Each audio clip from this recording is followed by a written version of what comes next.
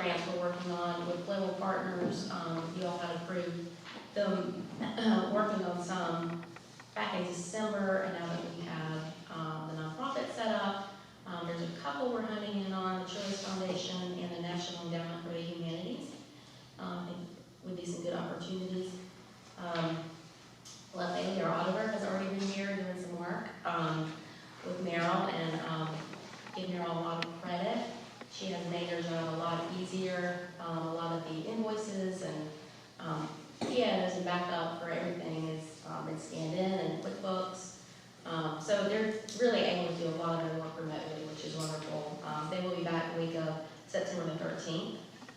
We've had a ribbon cutting for Jamestown Nutrition, a new business here in town. That went really well. We had several members of the Rethink Volley Road Committee come out to that as well. Francis has completed our annual risk safety audit with the Municipal Association. Did a great job with that, had a wonderful audit. Thank you, Francis. And she's working on updating our the town's personnel policy. We have an intergovernmental meeting scheduled for next week, Wednesday, 7/21, 7 p.m. That agenda went out to you all today, but we'll advertise it to the public tomorrow with next week's weekly meetings. Staff is working through the annual department report. Should have that presented to you all next month or in September. And not on here, but I have a request for proposals for lobbying services that is currently advertised on our website and with SCIBO, and also the Municipal Association is circulating that around as well. And then I have two reports that just, have a lot more detail that I attached to this, so you would like me to go over those now or pause for questions? Oh, and any questions on anything so far? Okay, so the American Rescue Plan, I included an overview of what all that will entail for us, and basically our projected allotment is $3,709,261, and that's based on 75% of our budget, with the most recent budget ending January of 2020, and so that's 75% of that. Our allotment was around $6 million, but because of our size and our budget, we're only going to be allocated so much. Now, a lot of the metropolitan cities in South Carolina have already received their share. We have not, along with a lot of others. And we probably won't until it's looking like October. Which it doesn't mean we can go ahead and get started with the work that we want to spend this money on, as long as it's after this date back in March of 2021, then we're fine. But we should get it, anyway, the first disbursement's in, the second disbursement won't come until 12 months after that. And I've listed out all the areas that funding's eligible for. In particular, highlighting the water, sewer, broadband infrastructure, which now also includes stormwater infrastructure, fortunately. So now there's a certain percentage that of what we get, that we're allowed to spend on any purpose, any general government purpose that we see fit.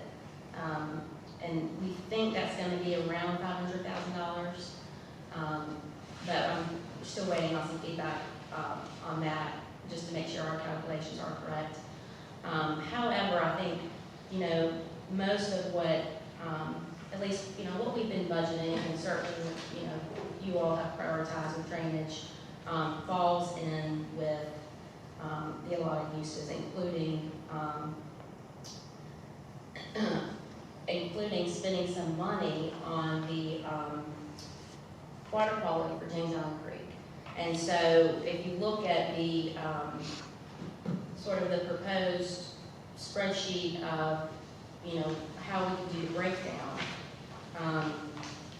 really we could, what I'm recommending recommending is budgeting using about half of the funds for drainage projects.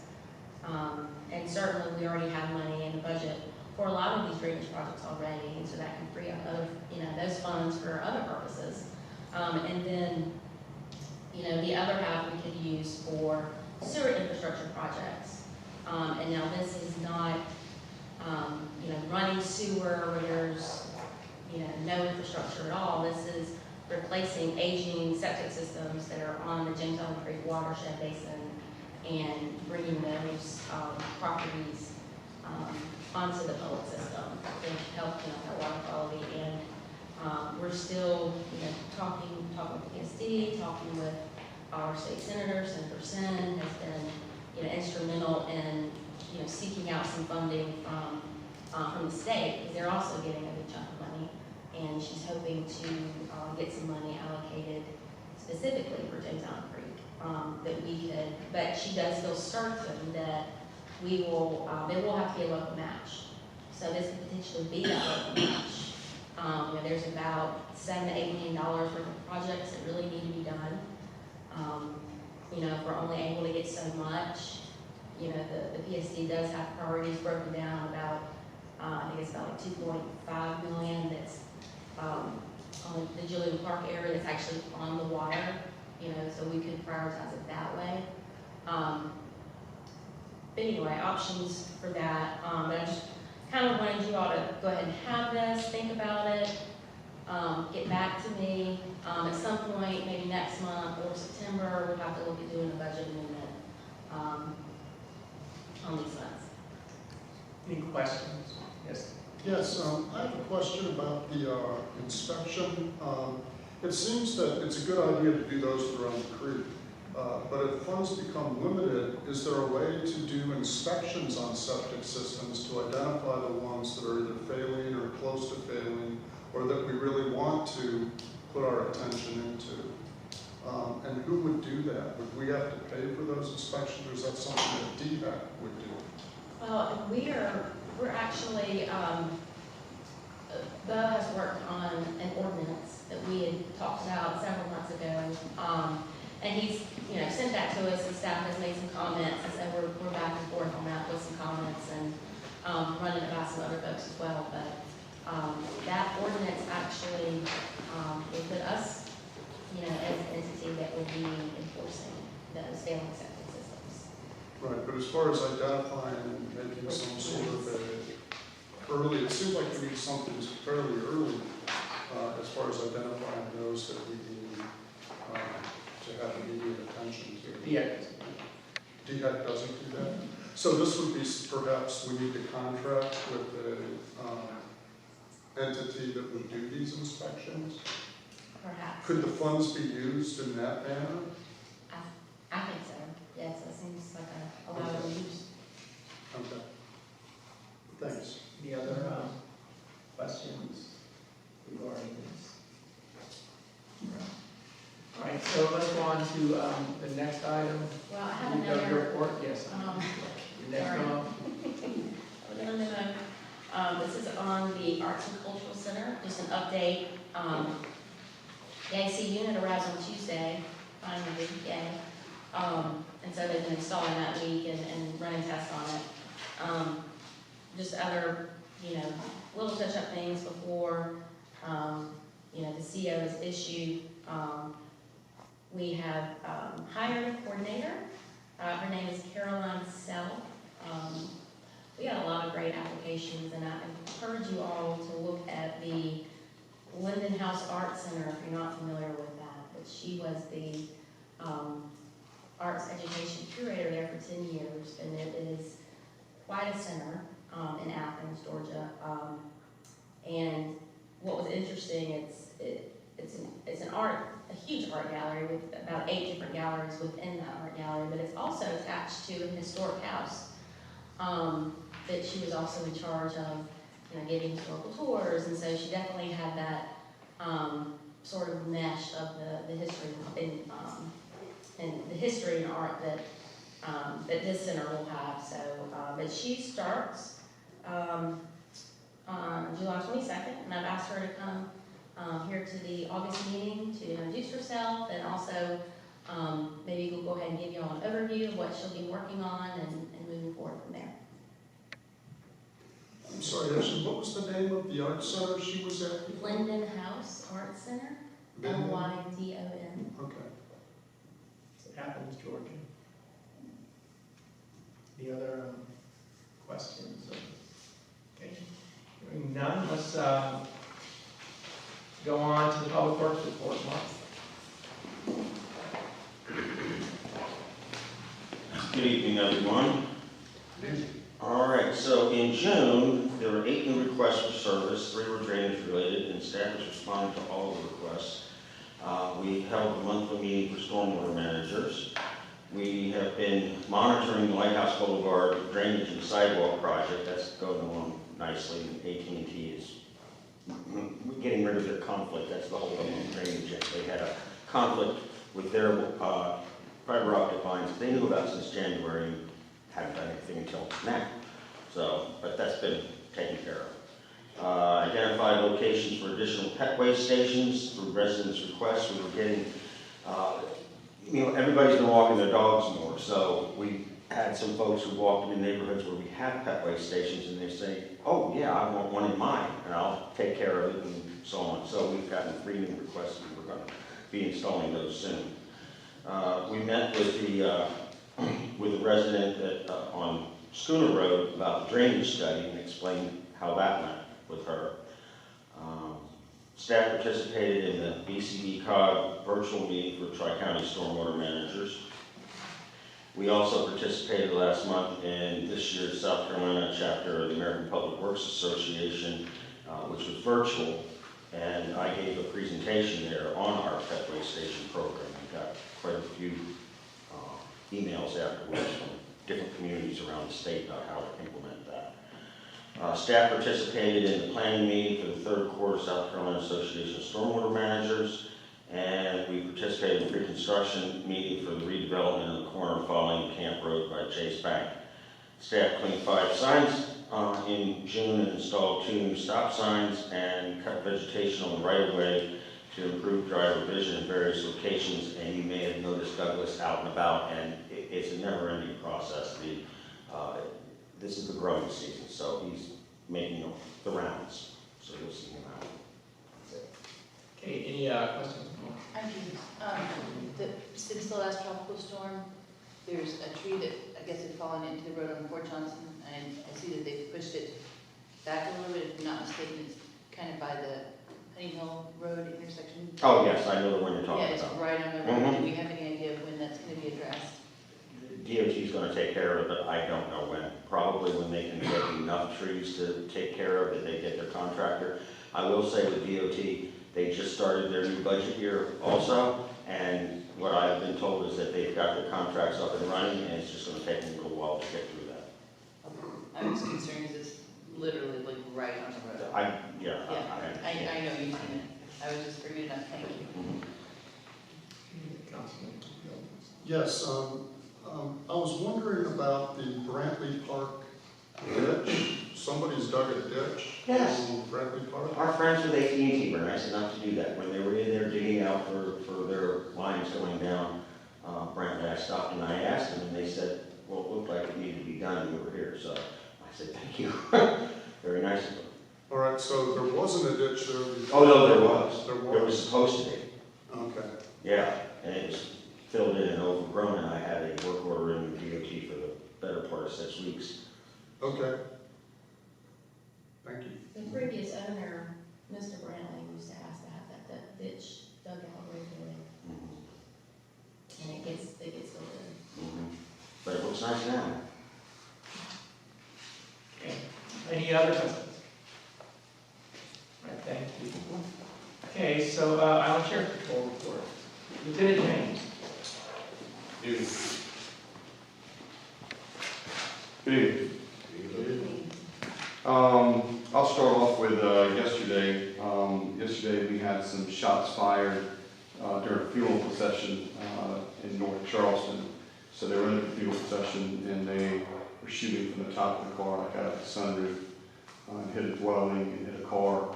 And they ended up coming over here to where they procession led to over here at Criminal Road at the cemetery, and located the car and waited on the car to leave, stopped the car, but the suspects at that time were not in the car. From that, we got some video and everything, that's still under investigation as far as that went. But no one was hit, no one was injured. North Charleston is the lead on that investigation, but because it led over to the county, all over on James Island side, North Charleston jurisdiction, we started investigating. We had a shooting that you know about, I spoke to you before on Central Park Road, where a house was shot 2 nights in a row. Still investigating. Some of the people are uncooperative at the residence as far as helping us. We know that one of the gentlemen was outside, and he knows who did it, but I've been over there twice and talked to the mother numerous times, and he won't cooperate with who did it. But we haven't had any more shootings right there. We got an underage drinking party in the 600 block of Edmonds Drive on June 26th around 2 p.m. And the party investigated. A few citations were written on that one, some parents notified.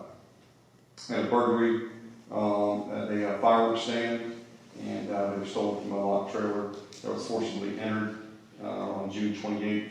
Obviously, fireworks season's over, so we're not, that will still be investigated, but obviously that's already gone by, and that trailer's already gone. We had a larceny in the 700 block of Sterling on June 15th, where a stolen bicycle was stolen, and it ended up being recovered, got back to the victim. Unknown if we ended up finding a suspect on it, but there was no charges made in it. We had a burglary on Inland Avenue where residences entered, the speakers were stolen, that's still active. We had a larceny on Dills Bluff Road where a stolen concrete saw was taken around June 30th. Still being investigated. We had an indecent exposure at 1800 block of Camp Road on July 1st at 7 a.m. A woman was charged with indecent exposure after being located partially naked in front of a daycare. So she was arrested. We had an auto break-in the 1300 block of Stone Post Road where a vehicle was forcibly entered, and it's unknown what was stolen. I don't think anything was stolen, so we're not really sure why it was forcibly entered. As you know, almost all of our car break-ins are unlocked vehicles. We had gunshot vandalism, 1500 block of Camp Road on July 3rd, around 7 p.m. Car had a round hit a wheel well. There's no suspects. Around July 5th, Blue Water gas station was forcibly entered, and some cigarettes and beer were stolen. No suspects at this time. That's being investigated. 1000 block of Ben Road on July 5th. Some juveniles were lighting fireworks in the abandoned residence and caught it on fire, and that was extinguished. Christian, how much damage was done to that? Okay. We had an auto break-in on June 30th on Pauling Avenue. Unlocked vehicles entered, nothing stolen. And then we had some auto break-ins over on Beauregard Street on July 8th where a few vehicles were broken into and a few items were stolen. And then 2 nights ago, we had a traffic stop where a gentleman bailed out of a car. We identified him, and we were charging him with possession of a stolen firearm, had about a half pound of marijuana, over an ounce of cocaine, and we know the suspect. And our narcotics unit is investigating that, so they'll be doing surveillance on him and working that case. Any questions for Lieutenant James? Thank you so much. Okay. Appreciate it. All right, so now we move to request for approval, and the first is RFA, Well Run Drainage Assessment. So Well Run, this is where we had several sinkholes develop that we've had to fix. And so we do have budgeted the funds for drainage assessment in this area. This is similar to what we recently did in Woodhaven, where they would camera and also do an assessment, make recommendations, and give us a cost estimate for those improvements so we can move forward with improvements to that whole subdivision. Motion to approve. So moved. Second. Second. Any discussion? Hearing none, all in favor say aye. Aye. Opposed? That passes. Next, go to grant services for CDBG mitigation grant, James Island Creek mitigation grant master plan. Yeah, and so even though we listed James Island Creek Basin Drainage Master Plan as one of the items that we could fund with, the American Rescue Plan. I think we should still try to see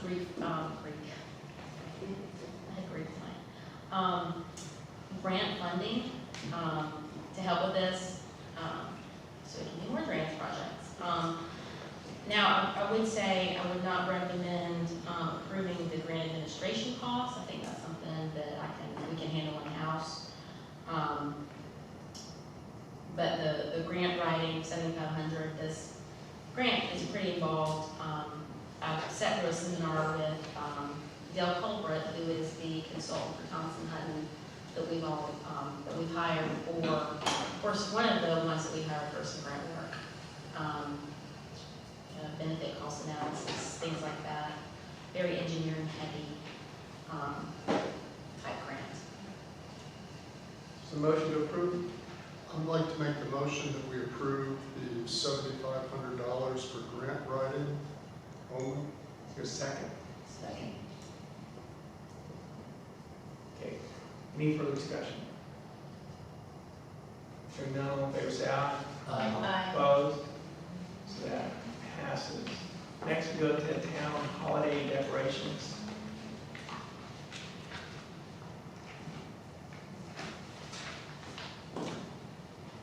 And we talked about this at a couple budget workshops, and I know we didn't move forward that last year with COVID and not really an expense I think we wanted to bear last year. But I know some residents have been, wanting to know where all our holiday decorations are, and we do have these new lights here at Camping Hills Bluff that have receptacles on them that we, sorry, there's a nap, that we can easily plug these lights into.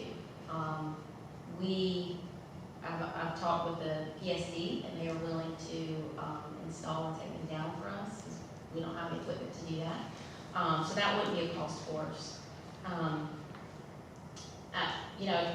My recommendation is to move forward with the Caroline branch, which I think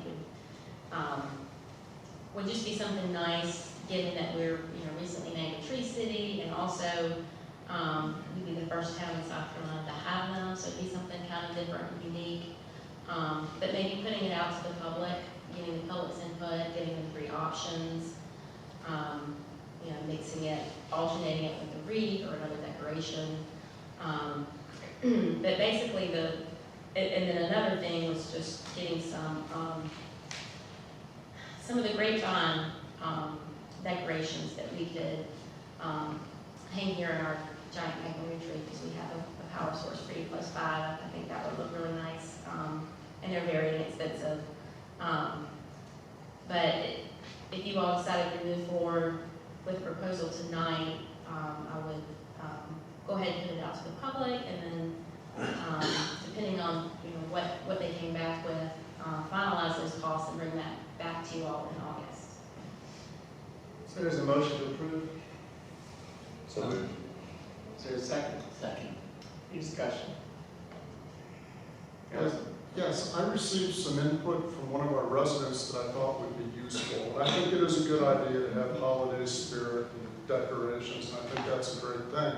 But given that we have extra money in our budget at this point, perhaps it's another consideration as we revisit our budget to allocate some resources to James Island outreach for the holiday season, for Thanksgiving and for Christmas, so that we can take care of some of the needy families.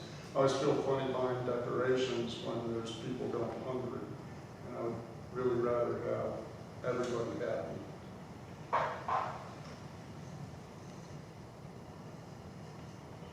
Thank you. Any further discussion?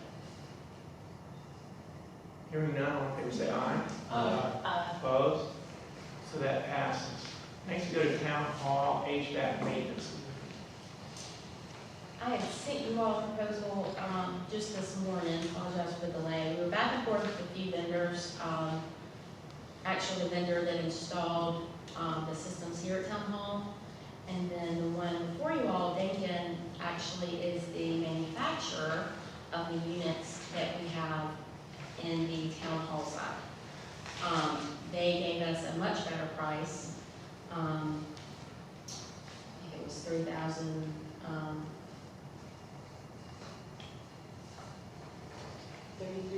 But thank you.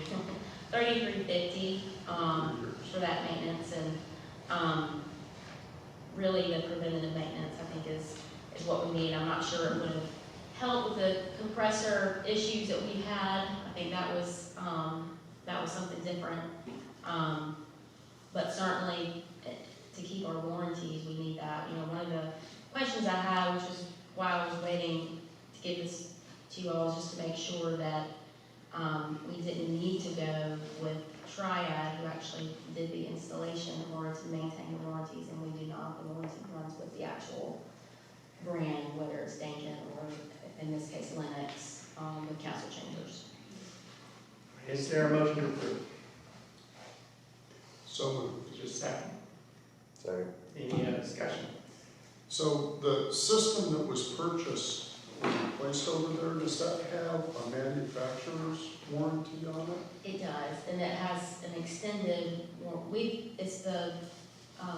haven't replaced the system here, it's just the compressor in the system is what's being replaced, and that compressor has a 5-year extended warranty. So that's- So we got that good for us. I have a question. I was looking through the maintenance agreement, and it says that it does not cover any of the piping or the ductwork. Is that covered under some other agreement that we have? As far as like cleaning it work? It doesn't say, it just says piping or ductwork. So I'm thinking like, you know, if the insulation around the ductwork is damaged, or if piping is chewed into by squirrels, or do you know, damage to that? I don't know the answer to that. One of the things that we didn't include was that we could have included was the filters. That's something that we can do here and replace those ourselves. Okay. I mean, I don't know how much, I'm sorry, Garrett. Go ahead. I don't know if that's a big, huge expense, if we had to replace pipes and ductwork and all of that. I mean, it could be if it was extensive, but I don't know if that's a typical thing that's covered in any other maintenance agreements, or if it's not. Yeah, I'll have to go back and look. There are a lot of things covered in this. I've had to comb through it recently, and there were a lot of different, not just the compressor, but a lot of the other parts that were covered. So, but I'm not exactly sure. The only other question I had on this, thank you. The only other question I had was that it doesn't cover the replacement of a complete unit. Is that covered by our warranty? Doesn't cover.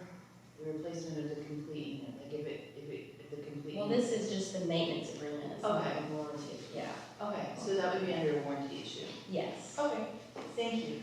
So could we also renew this beyond 3 years again, since they are servicing it? And did they give you any idea what it would cost out 3 years, like after August of 2024? They did not. Okay. It should be pretty low if they have confidence in their tax, That's right. right? Any other comments or questions? Hearing none, all in favor say aye. Aye. Opposed? So that passes. So we'll move on to committee reports. Next we have the land use committee. Excuse me, I'm so sorry, I can't even um, read it, yes. Let's go ahead. Right. So the next item on the agenda is, I apologize, 2000 for landscaping and JIACC. Is there a motion to approve? so moved. Is there a second? Second. Any discussion? Yeah, what this is for is to make it look a little nicer in time for the opening. We have 2 big tree stumps in the front, and it might be nice to make it look a little nicer out there. We're going to welcome our residents to our new James Island Arts and Culture Center. Any further discussion? Hearing none, all in favor say aye. Aye. Opposed? So that passes. So next we go to committee reports, land use committee. Yes, I would like to announce that I would like to call a land use committee meeting before our next town council meeting, and I was hoping that Ashley could help coordinate an appropriate time. Also, I was informed We've got